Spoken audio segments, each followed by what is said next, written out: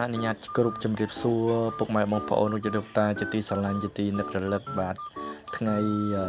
អាទិត្យជប់សម្រាកមួយថ្ងៃបាទនៅផ្ទះពុកម៉ែបងប្អូនណាបាទពីលើកមុនថតទួយ7នៅក្បែរផ្ទះនឹកឃើញដល់ស្លមជូរថៃកញ្ចុះជាមួយនឹងក្អែកឈូកដល់ថ្ងៃនេះហើយនឹកឃើញតែអត់ទាន់ពេលទៅទេលោកយាយលោកតាហើយបាទដូច្នេះហើយថ្ងៃនេះមកធ្វើសម្លម្ជូរក្អែកឈូកជាមួយនឹងទួយ7ថៃកញ្ចុះញ៉ាំម្ដងពុកម៉ែបងប្អូនណាបាទទាន់ពេលវេលាមាន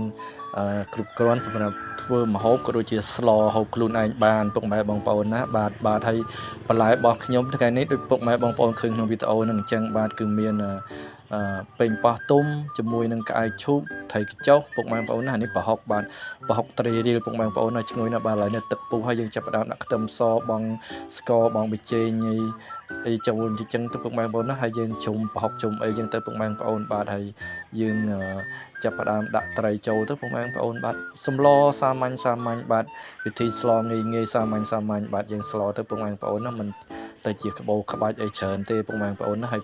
ក្អែកឈូករបស់ខ្ញុំចាប់ផ្ដើមដាក់ចូលហើយពុកម៉ែបងប្អូនណាក្អែកឈូកនេះបាទទិញពីផ្សារមកទេបាទហ្នឹងហើយយើងដាក់ក្អែកឈូកចូលយើងដាក់ក្អែកឈូកដាក់ពេញប៉ោះអីចូលទៅពុកម៉ែបងប្អូនណាបាទហើយខ្ញុំស្លគឺស្លលេពេញប៉ោះអញ្ចឹងណាពុកម៉ែបងប្អូនបាទហ្នឹងហើយសម្លម្ជូរក្អែកឈូកបាទជាមួយនឹងពេញប៉ោះទុំធួយ7ថៃកញ្ចុះពុកម៉ែបងប្អូនណាបាទឥឡូវនេះធ្វើការបងធួយ7ចូលពុកម៉ែបងប្អូនបាទធួយ7ហ្នឹងណាបាទហ្នឹងហើយសម្រាប់ខ្ញុំស្លបងពុកម៉ែបងប្អូនខ្ញុំចូលចិត្តយករសជាតិរៀងជូ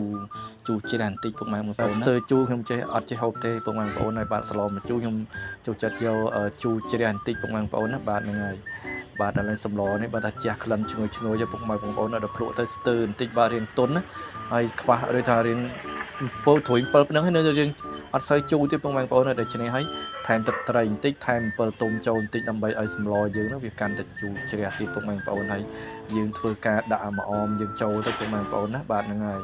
ម្អមក៏ឈ្ងុយទៅពុកម៉ែបងប្អូនហើយឥឡូវឃើញថាសម្លម្ជូរក្អែកឈូកត្រួយ7ត្រីកញ្ចុះរបស់ខ្ញុំចាប់ផ្ដើមឆ្អិនហើយពុកម៉ែបងប្អូនណាអាចទទួលទានបានហើយអរគុណបងប្អូនជម្រាបលាបាយ